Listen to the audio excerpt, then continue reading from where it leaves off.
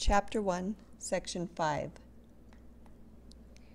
In this section, we find that problem-solving strategies can be used to write a verbal or algebraic model. Examples of such strategies are use a formula, look for a pattern, and draw a diagram. Our problem-solving plan that we use to solve application problems involves a step 1 of writing a verbal model, step 2, assigning labels to quantities, step 3, write an algebraic equation, step 4, solve the equation and check the solution, and finally step 5, answer the question that's asked. So here's our example that we're going to use our problem-solving plan on. To study life in Arctic waters, scientists worked in an underwater building called a sub-igloo in Resolute Bay, Canada. The water pressure at the floor of the sub-igloo was 2,184 pounds per square foot.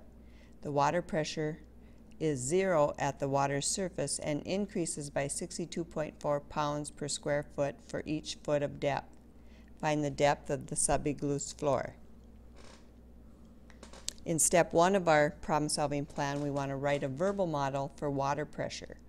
Well, water pressure equals pressure per foot of depth times depth.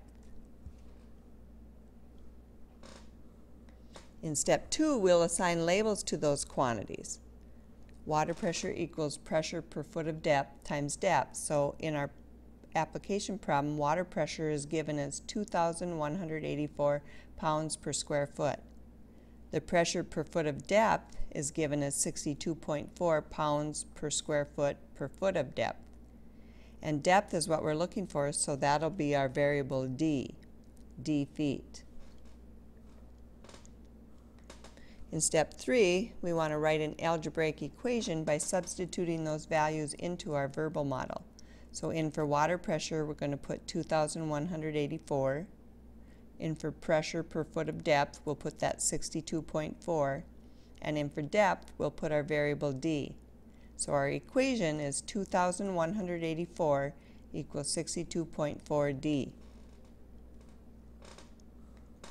In step 4, we want to solve the equation and check the solution to find the depth of the sub-igloo's floor. So when we solve this equation, to get d alone, we want to undo this multiplication. So we're going to want to divide both sides of this equation by 62.4.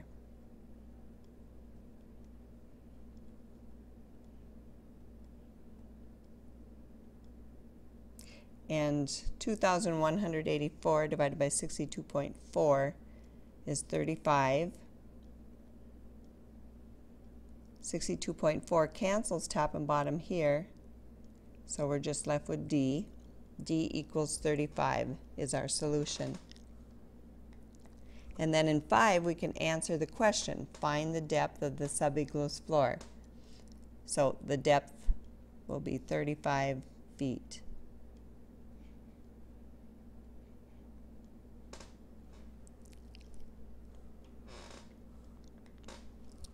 In this example, we want to look for a pattern in the table, then write an equation that represents the table. So if we look for a pattern in our x values, we see that they're consecutive, one right after the other, 0, 1, 2, and 3. When that happens, when our x values are consecutive, we know that if we find a difference, a constant difference in our y values, we can use that value in our equation. And the constant value here would be 50. If we add 50 to 57, we get 107. If we add 50 to 107, we get 157. And if we add 50 to 157, we get 207. So in our equation, y equals, that 50 is going to be multiplied to x. So we have y equals 50x. And now we need to know what we need to add or subtract to our x term in order to get each y term. So we'll test our first value.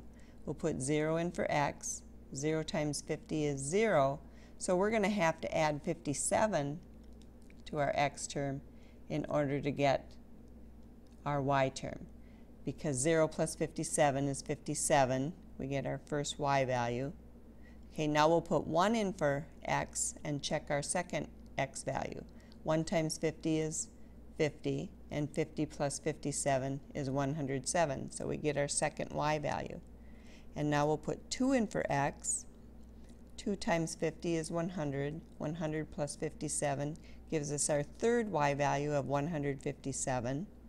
And checking x equals 3, we'll put 3 in for x. 3 times 50 is 150, and 150 plus 57 is 207, our fourth y value. So this equation checks. This is the equation that describes the pattern in our table.